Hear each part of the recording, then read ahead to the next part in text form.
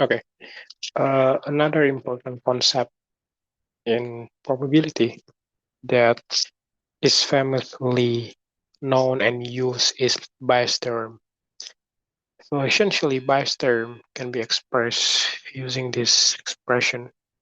So we have probability A given B is equals to probability of B given A uh, multiply with probability of A divided with probability of B.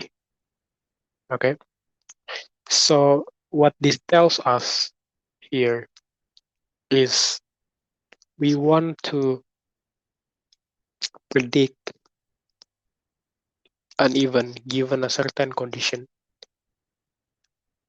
but we want to add additional justification to assess our initial probability. So I'm going to give you an example. It's quite complicated to be understood. But once I give you the example, then it will be easier for you to see how this is going. But before I jump to example, I'm gonna give simple derivation where this uh, equation comes from. So we know this uh, probability of A given B here is probability of A intersection of B, okay, divided by probability of B, right? And then we also, let's say we want to swap B and A, then we're gonna get B and A, probability B and A here, probability B intersection of A here given A here, divided by probability of A. One thing that you want to notice and one thing that you have to address here is probability of A intersection B is equals to probability of B intersection A. Okay, it's pretty much similar. It's pretty much the same because if you look at our example here, doesn't matter if it's gonna A or it's gonna B, then what we're gonna look at is uh, the overlapping here. So basically, it can be expressed either like this or probability A, probability of A intersection of A, B, or probability of B intersection of A. So that's something that you have to uh, notice. And then by using this, we can change this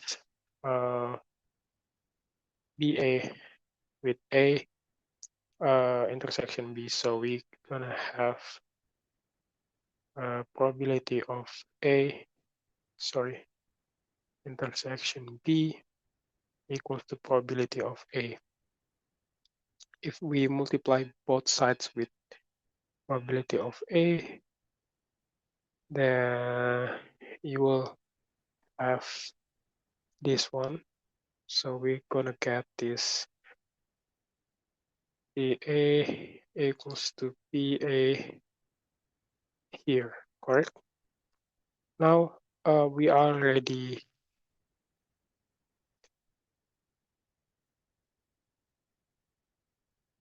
get what we express in the Bayes theorem here. Okay, you can see here. All right, now what we're gonna do is just to input this to equation one. So equation one here, okay, you can have this expression, which is P, BA, BA, and P, probability of P, okay? So that's pretty much uh, what we want to get here. So now you know where this expression comes from, then now I'm gonna give you an example. And this is also the common example people use, but I found this example is pretty straightforward. And the most important thing is when you learn something, you gotta make it into the most understandable way so you can comprehend this. And then after you comprehend the basic, you can bring the concept, the rudimentary understanding that you have to more advanced one. So my philosophy is to build a strong foundation, even though it seems trivial. But once you master the foundation, the basics, it's easy for you to understand the complex one. So here, for example, the situation people use is, let's say you want uh, to try to have like a small trip you have with your friends, but uh, there's there's a probability that you have that today it's gonna be rain,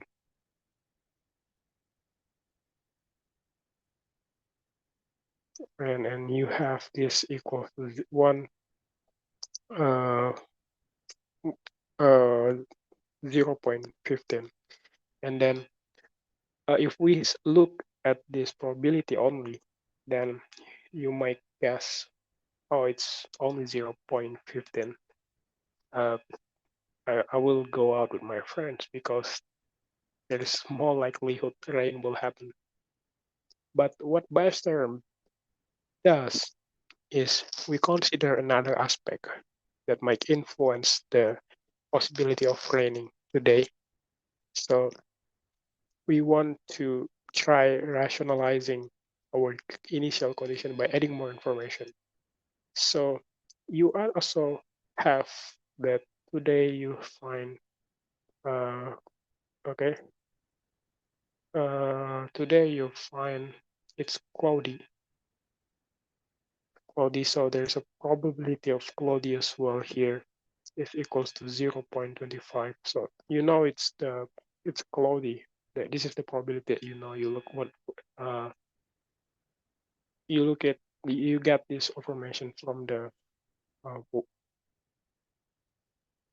application, your apps, and then you also look at the previous day. So in any days when it's rain previously, uh, when it's rain, when it was rain, then the cloud the cloudy is 0.80. So basically, what I'm trying to say here is if we have cloudy days, okay, if we have cloudy days, then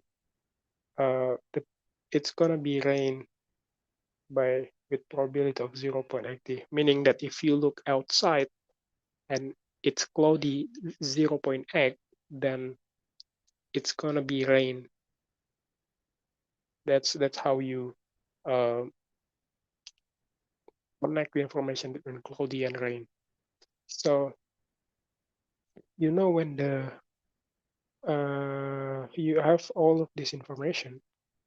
Now we just need to substitute this to the bias term. So you want to know the probability of rain when it's cloudy in the morning. So you look outside and you want to see, and then you have this initial. This is the cloudy. So when it's cloudy, whether it's gonna rain or not. So this is the information you're gonna use, and then you multiply it with the uh, initial probability whether it's rain when it's rain, and then you divide it by cloudy probability here. So you have this 0.80 multiply with 0.15, and this one is 0.25. So eventually, if you calculate this, you will get 0.48.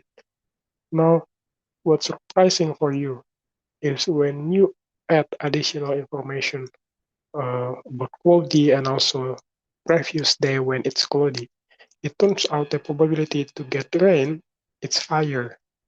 Okay, and then instead of going outside with your friends because initially you only guess it's only 0.50 and then it won't get rain, and then you try to justify more information, you try to get more information, and then it turns out the probability is higher, and you decide, oh, I don't have to go outside today. So This is what bias theorem is. Uh, so that's why I mentioned that bias theorem helps us to consider more information uh, by having information related to probability, so it can justify our um, judgment better. And this simple concept will be applied in many machine learning applications. I'm gonna give you more explanation about it later.